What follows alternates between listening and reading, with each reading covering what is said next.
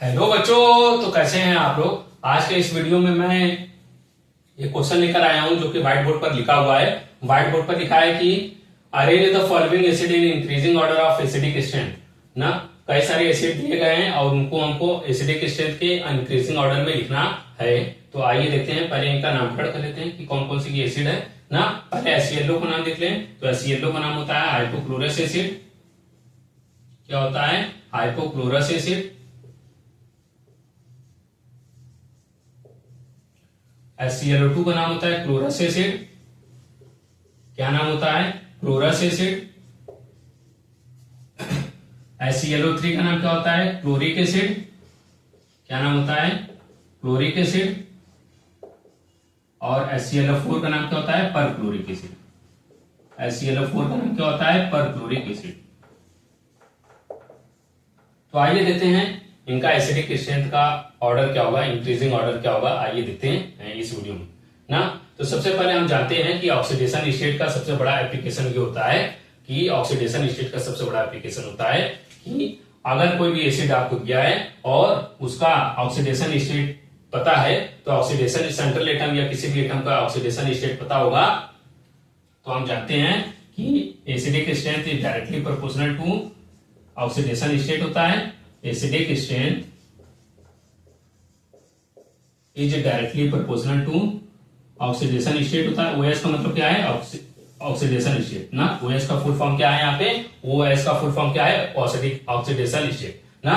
तो acidic strength अगर ज्यादा होगा तभी जब ऑक्सीडेशन स्टेट ज्यादा होगा, एसिडिक स्ट्रेंथ कम होगा जब ऑक्सीडेशन स्टेट कम होगा ना। आइए देखते हैं, अगर कुल मिला के अगर हमको इस सारे एसिड में क्लोरीन, सेंट्रल एटम क्लोरीन का ऑक्सीडेशन स्टेट कॉमन है चारों में, अगर यही चारों कॉमन जो क्लोरीन कॉमन है इनका एसिडिक हमको ऑक्सीडेशन स्टेट पता चल गया, ऑक्सीडेशन स्टेट अगर हमें पता चल गया तो हम एसिडिक स्ट्रेंथ का भी ऑर्डर निकाल सकते हैं ना। तो आइए पहले हम इसका ऑक्सीडेशन स्टेट निकाल लेते हैं क्लोरीन का चारों एसिड में, और फिर उसके बाद हम देखेंगे कि उसका इंक्रीजिंग ऑर्डर क्या होगा ना।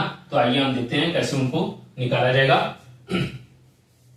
कैसे इनका ऑक्सीडेशन स्टेट निकाला जाएगा। आइए देखते हैं। चारों एसिड में कॉमन क्या है? क्लोरीन ना। चारों एसिड में क्या है कॉमन?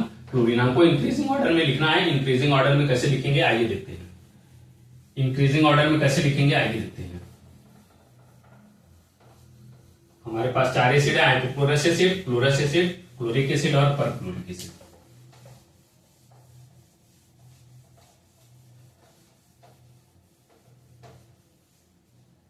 तो आइए देखते हैं, पहले सबसे पहले HClO chloric acid, chlorous hypochlorous acid में क्लोरीन का ऑक्सीडेशन स्टेट हमको निकालना है। जिसका ऑक्सीडेशन स्टेट निकालना होता है उसको हम क्या मान लेते हैं? X मान लेते हैं। क्या मान लेते हैं? X।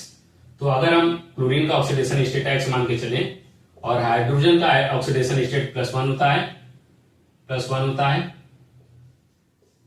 +1, और ऑक्सीजन का ऑक्सीडेशन स्टेट -2 होता है। क्योंकि ये न्यूट्रल कंपाउंड है, न्यूट्रल मॉलिक्यूल है, तो इसके लिए H2 क्या होगा? चार्ज H2 0 होगा। अब यहाँ पे जब इन दोनों को सॉल्व करेंगे तो -1 H2 0 होगा, X +1 आ गया। क्लोरीन का ऑक्सीडेशन स्टेट कितना आ गया? +1। HClO में क्लोरीन का ऑक्सीडेशन स्टेट कितना आ गया? +1 ना, +1। अब हम इसको याद कर लेते हैं क्योंकि हमारे पास जगह नहीं है कहीं लिखने का, अभी हम मिटाएंगे ना, तो इसलिए हम +1 मान लेते हैं ऑक्सीडेशन स्टेट किसका? क्लोरीन का। HClO में या यहाँ पे लिख देते हैं ताकि आपको कोई दिक्कत ना हो। HClO में क्लोरीन का ऑक्सीडेशन स्टेट +1 आ गया। अब हम चलेंगे दूसरे एसिड की तरफ, HClO2 की तरफ, HClO2 की तरफ। HClO2 में ऑक्सीडेशन स्टेट क्लोरीन का निकालना है। तो आइए देखते हैं क्या होगा। हाइड्रोजन का +1, क्लोरीन का निकालना है, उसको X मान लेते हैं। और यहाँ पे 2 ऑक्सीजन है, एक ऑक्सीजन का -2, तो 2 ऑक्सीजन का 2 × -2, इसका 2 न्यूट्रल मॉलिक्यूल, न्यूट्रल कंपाउंड है, इसका 2 0 चार्ज होगा। +1 + X 2 दूनी 4 -4, इसका 2 0, इसको सॉल्व करेंगे -3, इसका 2 0, X इसका 2 +3। मतलब जो HClO2 है मतलब क्लोरस एसिड है, उसमें ऑक्सीजन का, क्लोरीन का ऑक्सीडेशन स्टेट क्या है? +3 है। क्या है? +3।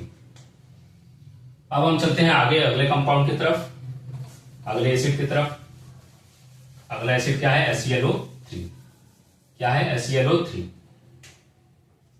HClO3 का क्लोरीन का ऑक्सीडेशन स्टेट निकाल लेते हैं ना। हाइड्रोजन का +1 प्लस क्लोरीन का X प्लस 3 इंटू ऑक्सीजन का -2 इक्वल टू न्यूट्रल मॉलिक्यूल होने की वजह से इक्वल टू 0 चार्ज होगा, +1 प्लस एक्स 3 टू जा -6 इक्वल टू 0। जब इसको सॉल्व करेंगे -5 equal to 0, X equal to +5, मतलब कुल मिला के HClO3 में क्लोरीन का ऑक्सीडेशन स्टेट कितना आ गया, +5 आ गया। कितना आ गया, +5 आ गया। अब हम निकालेंगे HClO4, मतलब पर क्लोरिक एसिड का, पर क्लोरिक एसिड में क्लोरीन का ऑक्सीडेशन स्टेट निकालेंगे HClO4 में। HClO4 में क्लोरीन का ऑक्सीडेशन स्टेट निकालेंगे, +1 हाइड्रोजन का प्लस एक्स क्लोरीन का प्लस 4 इंटू -2 न्यूट्रल मॉलिक्यूल होने की वजह से 0 चार्ज, +1 या 1 प्लस एक्स 4 टू जा -8 इक्वल टू 0।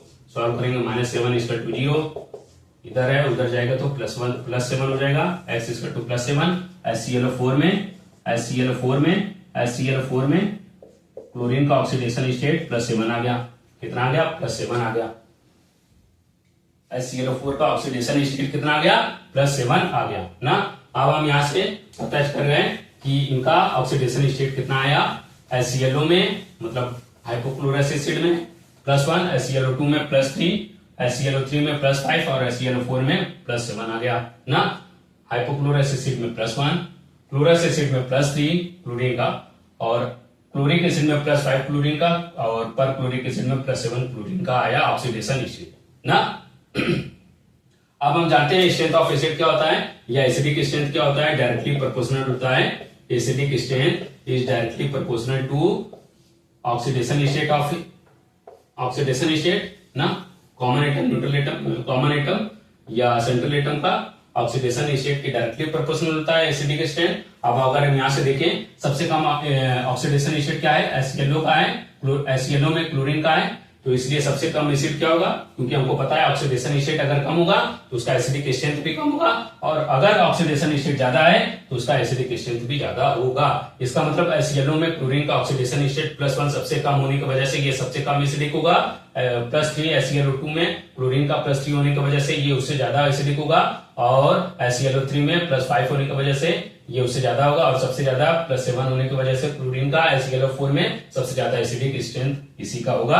तो मतलब सबसे कम एसिडिक स्ट्रेंथ किसका होगा, HClO का, क्योंकि +1 ऑक्सीडेशन स्टेट है क्लोरीन का इसमें। HClO2 में +3 होने की वजह से इससे ज्यादा HClO2 का होगा, और +5 होने की वजह से HClO3 का इससे ज्यादा होगा, और